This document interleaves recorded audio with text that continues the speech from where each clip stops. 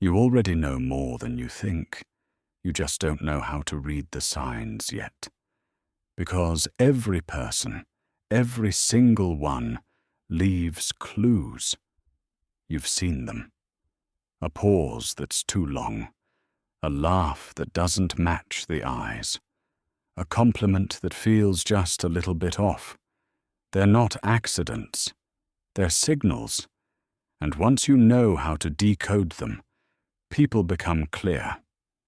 Not just what they say, but what they truly mean. What they fear. What they want. What they don't even realize about themselves. And that's what this lesson is about. It's not a quick list or clickbait advice. This is a breakdown, layer by layer, of how to truly read the human mind using 18 psychological truths inspired by Nietzsche. We'll explore 3 deep chapters. Each one reveals more than the last. But if you skip one, you'll miss what makes it powerful. So stay with me, because this is not about manipulation. This is about seeing, understanding, and maybe, finally, understanding yourself. From childhood, you're taught to believe words. Listen to what someone says, they tell you. But Nietzsche warned us, words are rarely the truth. People speak to survive, to protect, to belong, not to reveal. And that means this: you cannot read a person by what they say alone. You must look underneath. And the first place to look is tension. Truth 1. Everyone wears a mask to survive. Not because they are liars, but because they are scared. Society teaches people how to act, how to speak, how to smile, how to hide. And slowly, people build a mask, a version of themselves that feels safe. But here's the secret. Masks always slip. No one can wear it perfectly. And when it slips, you see tension. Watch for the eyes that flick away when something vulnerable is said. Watch for the shoulders that stiffen when a topic gets too close. That's not a reaction. That's a revelation. That's the beginning of the truth. Truth 2. What someone hates in others reveals what they hide in themselves. This is projection. It's one of the fastest ways to read someone. If a person always mocks others for being weak, it might mean they are afraid of their own sensitivity. If they criticize liars constantly, they may be hiding a truth of their own. It works like a mirror. What they reject outside is often what they reject inside. So don't just ask, what are they saying? Ask, why does this bother them so much? Their criticism isn't random. It's a confession. Truth 3. Silence reveals more than speech. Nietzsche believed language was often used to avoid truth, not express it. People talk to distract, not to reveal. So if you want to know what someone's hiding, watch the pauses. The topic they skip. The moment they get too quiet or too quick. That's where the truth lives. A short answer to a deep question isn't nothing. It's everything. Truth 4. Excessive virtue is often disguised vanity. Beware of the person who shouts about how good they are, who always preaches, corrects, and judges. Nietzsche called this the will to power in disguise, a need to dominate masked as morality. True goodness is quiet. It doesn't demand applause. But fake goodness, it needs a stage. So when someone talks more about being right than doing right, look closer. The mask is slipping. Truth 5. People lie to themselves before they lie to you. This is one of the most important truths. When someone says, "I'm fine, I'm over it, I don't care," they might believe it. But belief doesn't equal truth. Many lies people say are rehearsed so long they think it's real. But if you listen closely, you'll hear the cracks. The tone doesn't match. The eyes flicker. The story changes slightly each time. These aren't tricks. They're trauma. They're defenses. They've lied to themselves first, and you're just hearing the echo. Truth 6. Where someone feels superior, they are hiding inferiority. Real strength doesn't boast. Real confidence doesn't need to win. But if someone always needs to be the best, always compares, always controls, always criticizes, they are hiding fear. The throne they sit on is made of insecurity. That's why they can't rest. They have to prove, and prove, and prove. But behind all that proof is a child who still doesn't believe they are enough. And now, something inside you is starting to shift, isn't it? You walk through your memory, and the clues begin to light up. The teacher who always yelled? Maybe he feared being disrespected. The friend who laughed too loudly at sadness? Maybe she was terrified of feeling it. The stranger who bragged all night? Maybe he was just scared of being forgotten. These are not mind games. They're patterns. And once you see them, you can't unsee them. Reading people is not about judging. It's not about control. It's not about labeling. It's about compassion. When you see someone clearly, without the mask, without the act, without the armor, you don't become cold. You become kind. Because suddenly, the loud person isn't annoying. They're afraid. The angry person isn't cruel. They're hurt. The quiet person isn't distant. They're protecting something. Nietzsche didn't want us to see through people to dominate them. He wanted us to see through people so we could finally stop being fooled. And more importantly, so we could connect. For real. This is only the beginning. Because in part 2, we go deeper. We explore the exact places where the mask starts to fall apart. You'll learn why people react so strongly to certain things, how fear drives most of what they do, and how the most polished personas often hide the deepest wounds. Most people don't act from their desires. They act from their pain. And when you learn how to spot that pain, how to recognize it in someone's tone, their silence, their exaggeration, you won't just be reading them. You'll be reading the truth they never knew how to say. Part 2. Cracks in the armor. In Part 1, we learned that people wear masks not because they are fake, but because they are afraid.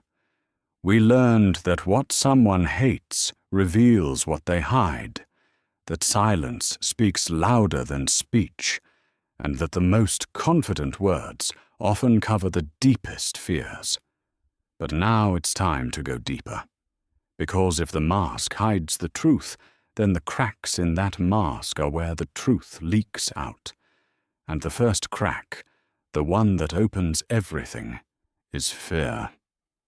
Truth 7. Most actions are driven by fear.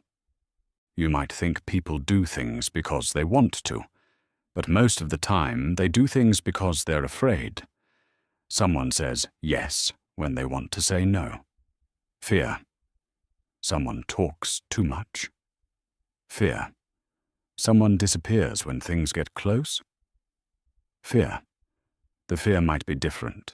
Rejection, failure, embarrassment, loss. But the pattern is the same. Fear hides inside behavior. So when someone does something that seems strange, don't ask, what are they doing? Ask, what are they scared of losing? That's where the real answer lives. Truth 8. Criticism is a mirror. Have you ever met someone who always points out other people's mistakes, who always mocks, judges, and corrects?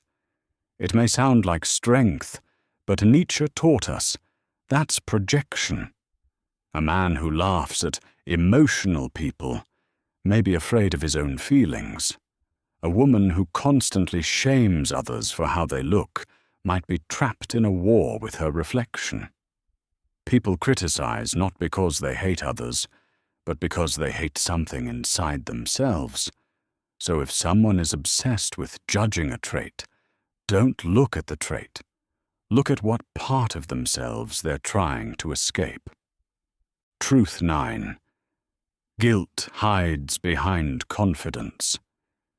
There's a kind of person who always looks sure of themselves. They speak perfectly. They act like they have all the answers. But watch closely. Watch the small signs, the way they tense under pressure, the way they talk too much about their achievements, the way they become defensive when challenged. That's not confidence. That's guilt in a costume. Maybe it's guilt over a past mistake. Maybe they're trying to prove something to someone long gone. Maybe they don't believe they're good enough, so they perform being good enough. Real peace doesn't perform. It doesn't need to. So if someone seems too perfect, look for what they're trying to hide. Truth 10. Exaggeration reveals the hidden truth. I don't care what anyone thinks. I'm always happy. I never get sad. These statements sound strong, but they're not strength, they're noise. Nietzsche said that when people speak in extremes, they are not revealing truth, they are hiding doubt. Exaggeration is the ego screaming over the fear. It's volume that tries to cover vulnerability.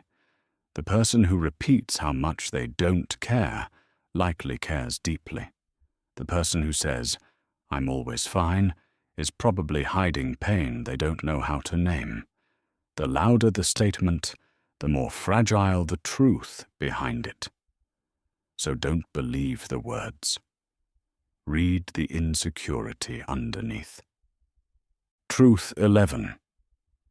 The need for control is a sign of inner chaos. Some people need everything perfect.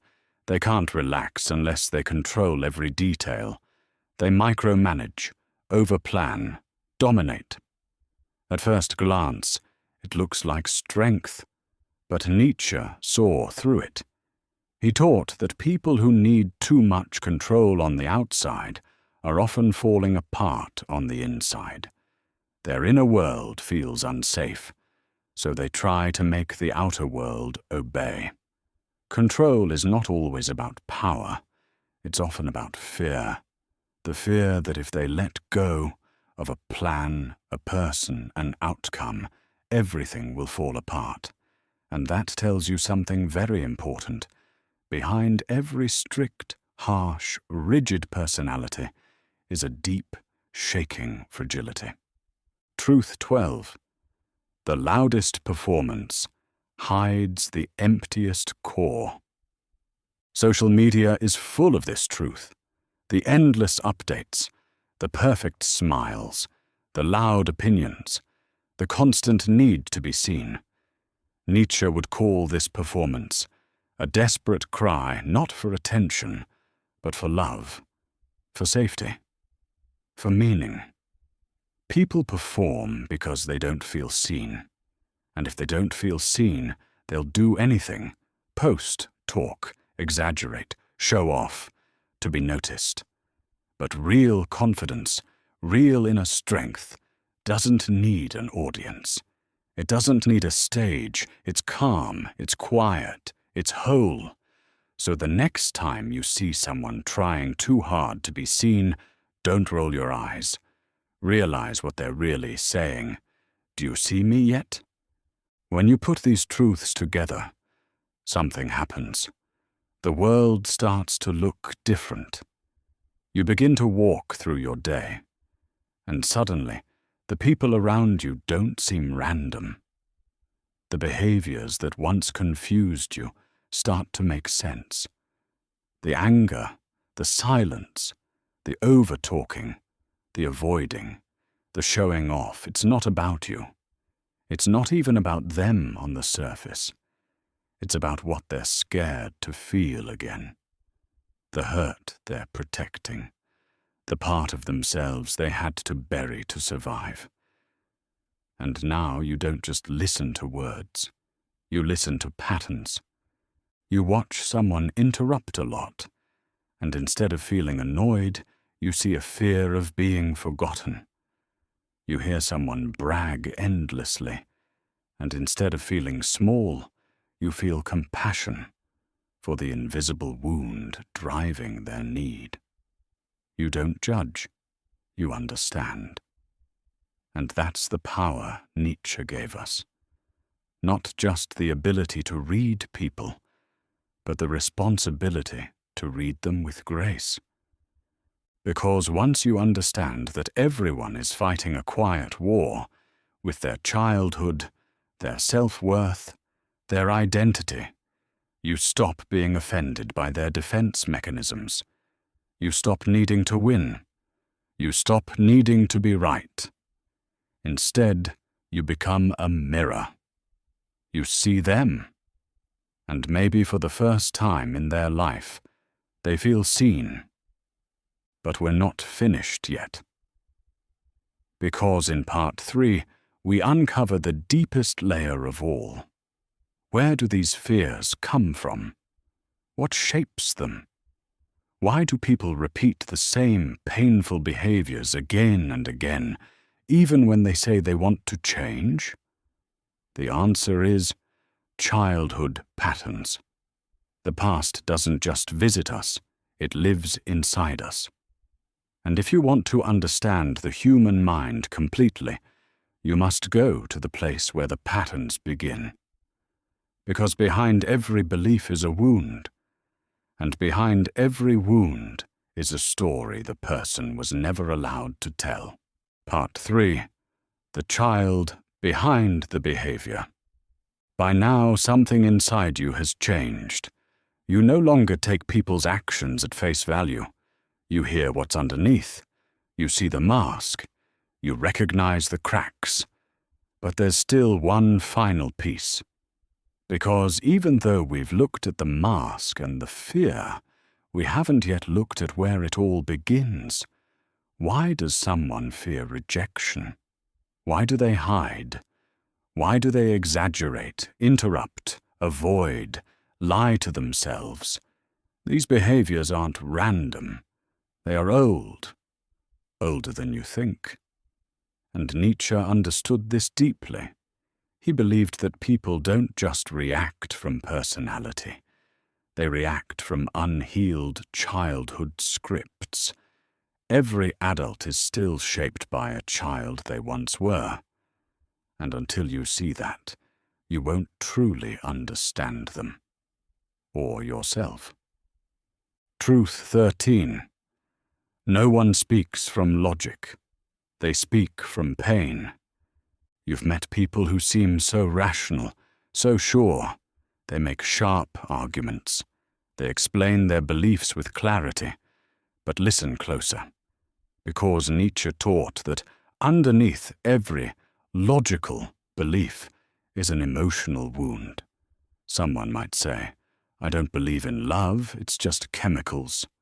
That's not science, that's heartbreak. Someone says, you can only rely on yourself. That's not independence, that's abandonment. People get hurt. Then they build beliefs to protect themselves. Then they call it truth. But it's not truth. It's defense. So if you really want to understand someone's mind, don't ask, what do they believe? Ask, what hurt are they protecting? Truth 14. How someone reacts to weakness reveals their power. Want to know who someone really is? Watch how they treat someone who can't fight back, someone who's crying, or confused, or struggling. Some people get uncomfortable, some get cruel. But Nietzsche said, true strength is not shown through control, it's shown through grace. If someone mocks weakness, they're afraid of being seen as weak. If someone punishes mistakes, it's because they were punished. But the rare few, the ones who stay calm, who offer kindness, who don't run from sadness, those are the ones who've made peace with their own pain. When you want to read someone, give them a moment where compassion is an option. What they do with that moment shows who they are. Truth 15.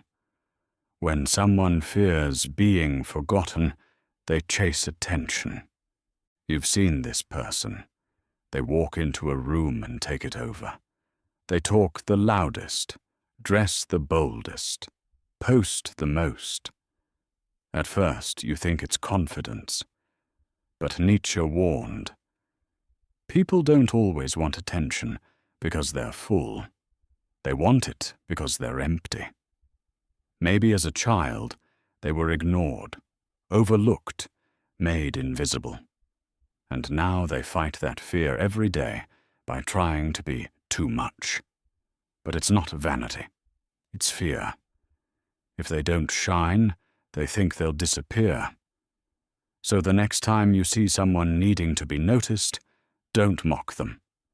Ask what they're afraid will happen if they're not. Truth 16.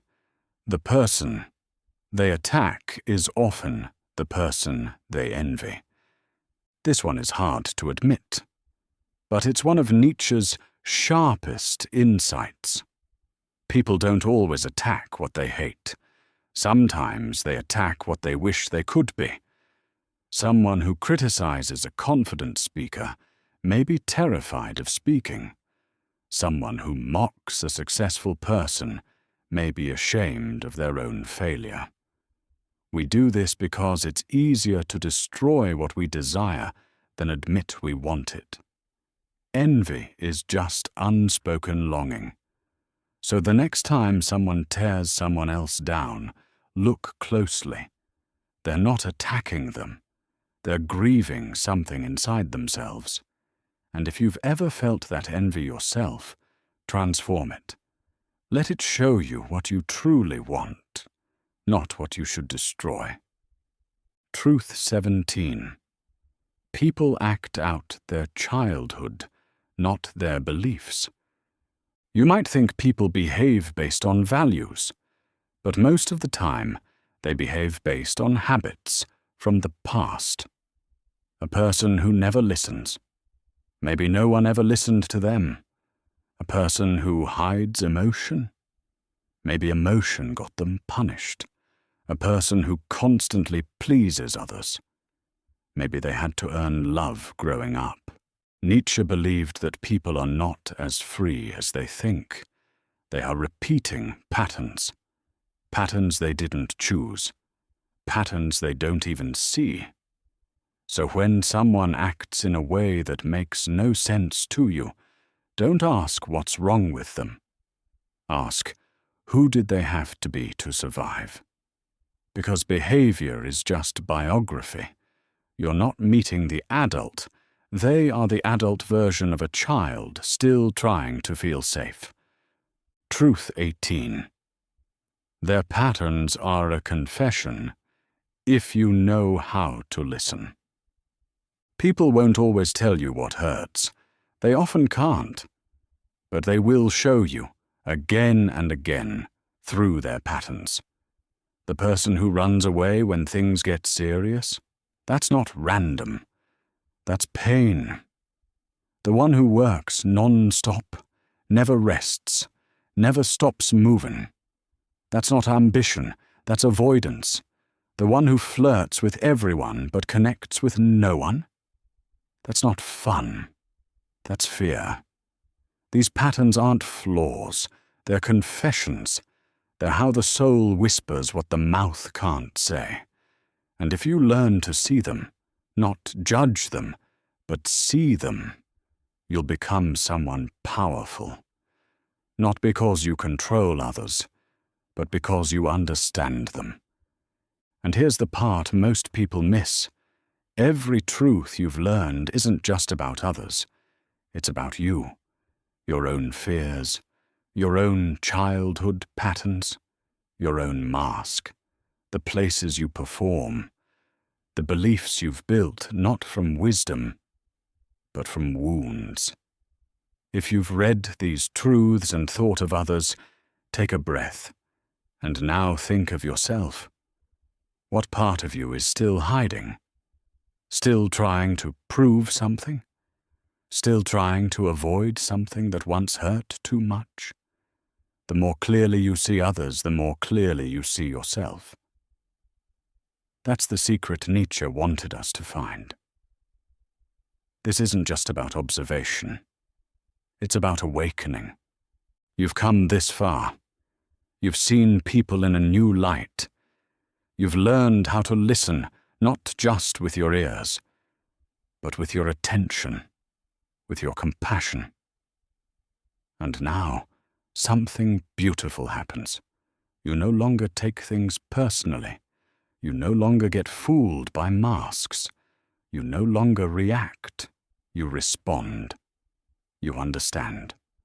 And that's real power. Not the power to win or dominate, but the power to connect. Part 4. Awakening through understanding. You've seen behind the mask. You've felt the fear that drives behavior. You've followed the cracks down into the wounds of childhood. And now, here at the end, everything begins to come together. Because this isn't just about reading others, it's about awakening your ability to see, not just facts, not just faces, but souls. And Nietzsche's greatest truth was never that people lie or pretend. It was that they are suffering and don't even know why. That most people are not trying to deceive you. They're trying to survive a world that never gave them permission to be fully human. And once you see that, not just understand it, but truly feel it, you become different. The war between you and the world ends, because you realize there was never a war at all. Just people in pain, wearing armor, calling it personality. Let's reflect. Slowly, gently. These 18 truths you've learned, they're not tips. They are keys. Keys to the unconscious language we all speak, but are never learned to translate. They teach you how to read someone's soul, not through tricks, but through patterns. Not through judging, but through noticing. And when you put them all together, you start to live in a new reality. One where the mask becomes obvious, where the bragging becomes a cry, where the silence becomes a scream. You walk into a room, and suddenly everything speaks, not in words, but in energy, in hesitation, in repetition, in what someone can't stop doing, and what they will never let themselves do. That friend who always disappears when things get emotional. They're afraid of needing someone. The co-worker who jokes about everything, even pain. That's a heart that was taught to hide. The sibling who criticizes your every step. That's someone trapped in their own failure, trying to make it go away by projecting it onto you. And you begin to feel peace, because now you know it's not about you. It never was. You no longer chase to be understood. You no longer argue to be right. You stop needing to defend yourself against people who don't even know what they're doing. You let go, and that's the shift. That's the liberation. Because when you no longer take things personally, when you see fear in anger and pain in performance, you become unshakable. Not cold, not numb, but kind. Because the only real power is this: to see someone fully and still love them. But before we finish, I need to tell you something important. Every truth you saw in others, you carry in yourself. Yes, you. This wasn't just about watching people. It was about recognizing your reflection. The times you over-explained to avoid rejection. The times you criticized others because you felt invisible. The times you wore confidence like a costume to hide your doubt. The way you disappeared, chased attention, avoided eye contact, repeated beliefs that weren't yours. Every mask you noticed on others was showing you your own. So pause. Breathe. Be gentle.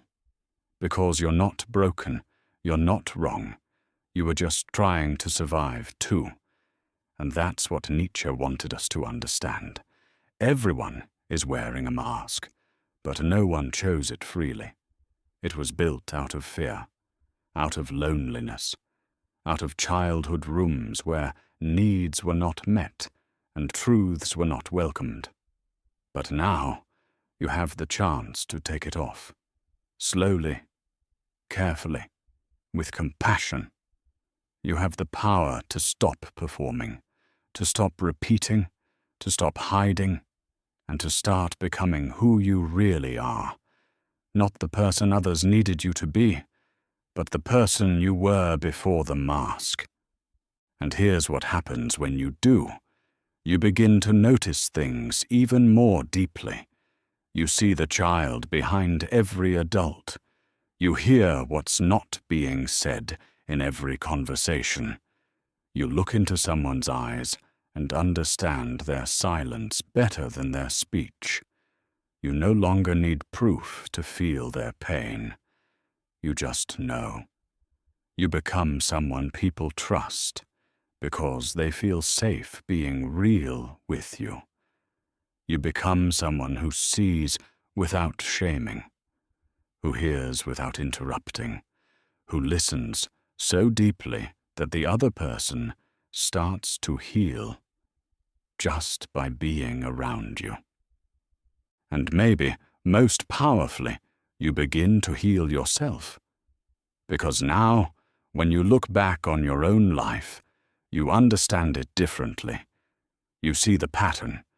You see how your fear shaped your choices, how your mask shaped your friendships, how your silence was never weakness, it was protection. And that clarity, that's the gift of this entire journey. Not just seeing others, but finally seeing yourself, with truth, with gentleness, with a kind of strength that needs no performance. So what now? Where do you go from here? You begin. You begin to live without the mask. You begin to respond instead of react. You begin to see the wound before the words. You begin to connect, deeply, quietly, truly. And maybe you begin to help others do the same, because the greatest gift you can offer is not advice, it's not correction, it's not answers, it's presence, it's understanding, it's being the one person who doesn't need someone else to pretend. That's what reading the human mind is really about.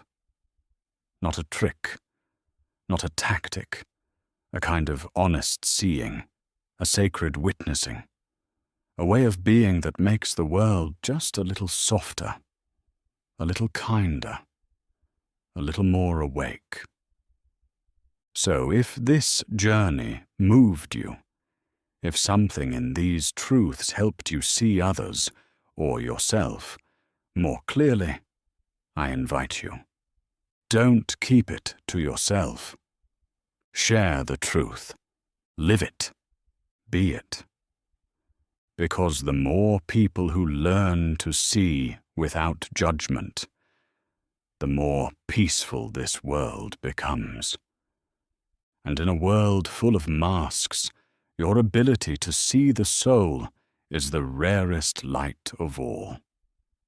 Let me ask you one last thing. Which of these 18 truths hit you the hardest? Which one made you pause and feel something you hadn't felt before? Comment below. Let's build a space for truth, together. And if you want to keep learning the deep skills they never taught you in school, the kind that make you truly powerful, subscribe. This was just one journey. There are many more to come. And remember, you're not here to be perfect. You're here to be real. And nothing is more powerful than that.